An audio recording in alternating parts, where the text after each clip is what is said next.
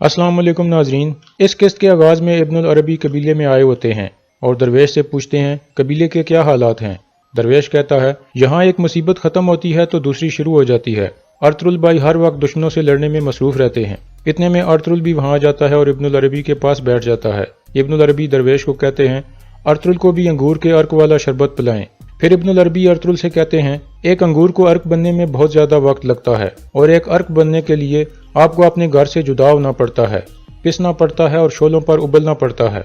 हर खुशी में एक तकलीफ और एक जदोजहद होती है। तुम्हें इस सफ़र को जारी रखना है ताकि तुम हज़ारों बीमारों का इलाज कर सको। बहुत से फिरौन और बहुत से शैतान तुम्हारे लिए जाल बिछाएंगे और तुम्हें काबू करने की कोशिश करेंगे, लेकिन अल्लाह के हुक्म से तुम और तुम्हारी औलाद एक तारीख रकम करेंगे। अर्तुरुल कहता है इंशाअल्लाह, लेकिन ऐसा लग रहा है कि इस दफ़ा मैं एक मुख्तलिफ मुसीबत में फंस गया हूँ। भाइयों के साथ मेरे इख्तलाफात पैदा हो गए हैं और मेरे अंदर के घोड़े कह रहे हैं कि मुझे मजीद इनकी तरफ से जंग नहीं लड़नी। इब्नुल अरबी कहते हैं याद करो कि हज़रत यूसुफ को भाइयों ने कुएं में फेंक दिया था, लेकिन उन्होंने अपने भाइयों को माफ़ कर दिया था।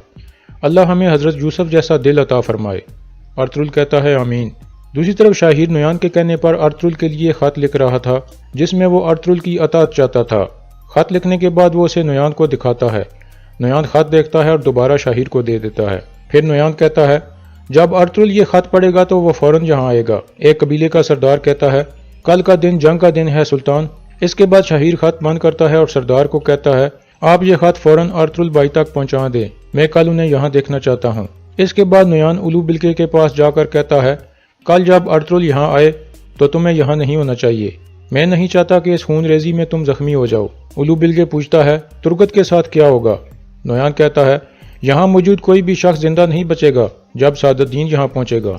दूसरी तरफ कबीले में तुयतेकिन गोखचे के लिए सख्त परेशान बैठा था। इतने में अर्तुरुल उसके पास पहुँचता है। तुयतेकिन रोते हुए कहता है ना जाने वो जाहिल नुयान उसके साथ क्या कर रहा होगा और वो किस तरह की मुश्किलात से गुजर रही होगी। मैं उसे कबीले में वापस लाऊंगा वरना ये जगह मेरे लिए कब्र बन जाएगी। ये कहकर वो अपनी तलवार लेकर उठने की कोशिश करता है, लेकिन अर्तुरुल उसे रोकता है और दिलासा देता है और कहता है कि सब्र करो। अगले दिन सुबह के वक्त अब्दुर्रहमान अंदर आकर अर्तुरुल को बताता है कि दूसरे कबीले का एक सिपाही खत लेकर आया है। ये सुनकर अर्तुरुल फौरन बाहर आता है और वो खत वसूल करता है। वह सिपाही उसे कहता है ये सुल्तान शाहिर ने भेजा है और मुझे ये जिम्मेदारी दी गई है कि मैं आपको साथ लेकर आऊँ अगर आप इस खत में लिखी हुई तजवीज़ पर अमल करें तो। अर्तुरुल कहता है कबीले के दाखिली रास्ते पर मेरा इंतजार करो। इसके बाद अर्तुरुल खत लेकर अंदर चला जाता है। अंदर जाकर वो खत हलीमा को देता है और कहता है यह शाहिर की तरफ से आया है। हलीमा खत पढ़कर काफ़ी परेशान हो जाती है। अर्तुरुल पूछता है क्या लिखा है इसमें हलीमा। दूसरी तरफ गोखचे आहिस्ता आहिस्ता अपनी रस्सी खोलने की कोशिश कर रही थी और काफ़ी हद तक कामयाब हो रही थी और गोंजा गुल करीब भी बैठकर खाना तैयार करने में मसरूफ़ थी।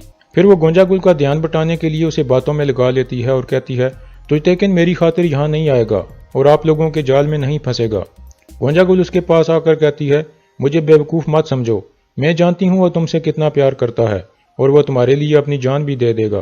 फिर गोंजा गुल दोबारा खाना पकाने में लग जाती है, जबकि इसी दौरान गोखचे हाथ की रस्सी रगड़ रगड़ कर तोड़ने में कामयाब हो जाती है और उसका अगला हदफ पाँव की रस्सी खोलना था। दूसरी तरफ हलीमा खत पढ़ने के बाद बताती है शाहिर ने लिखा है कि वो आपको अपनी फौज का कमांडर बनाना चाहता है। इसके अलावा वहाँ मौजूद कबीलों के सरदार चाहते हैं कि आप उनके साथ मिल जाओ। फिर हलीमा गुस्से से वो खत फेंक देती है और कहती है ऐसा कैसे कर सकता है वो, हमने उस पर एतमाद किया, उसके लिए आंसू बहाए, लेकिन वो इस हद तक चला गया। अर्तुरुल कहता है हम दोनों जानते हैं कि शाहिर इस तरह का काम नहीं कर सकता, मुझे कुछ गलत लग रहा है। फिर हलीमा दोबारा वो खत उठा लेती है और उसे देखने लगती है और खुश होकर कहती है अर्तुरुल शाहिर ने खत में एक खुफिया मालूमात दी है, ये हमें हमारे बाबा ने सिखाई थी। अर्तुरुल पूछता है क्या मालूमात दी है उसने। हलीमा कहती है उसने लिखा है कि तुर्गत जिंदा है और वो उसे बचा लेगा। इसके अलावा वो चाहता है कि आप भी वहाँ जाओ। ये सुनकर अर्तुरुल और आयमा खातून खुश हो जाते हैं। दूसरी तरफ गोखचे के हाथ आज़ाद हो चुके थे और वो अपने पाँव की रस्सी भी खोलने में कामयाब हो जाती है। फिर वो एक पत्थर उठाकर